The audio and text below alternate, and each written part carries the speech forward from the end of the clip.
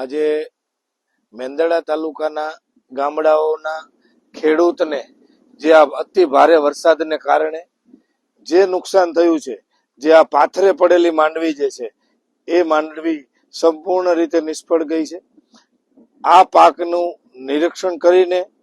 હું સરકારશ્રીને રાઘવજીભાઈ પટેલ, મંત્રી શ્રી કૃષિ મંત્રી અને મુખ્યમંત્રી ભૂપેન્દ્રભાઈ પટેલને આ વિડીયોના માધ્યમથી હું મેંદરડા તાલુકા અને આજુબાજુના તાલુકાને થયેલ આ અતિ ભારે વરસાદને કારણે જે નુકસાન થયું છે એ નુકસાનનું સર્વે કરાવવા માટે, સર્વે કરાવ્યા બાદ એઓને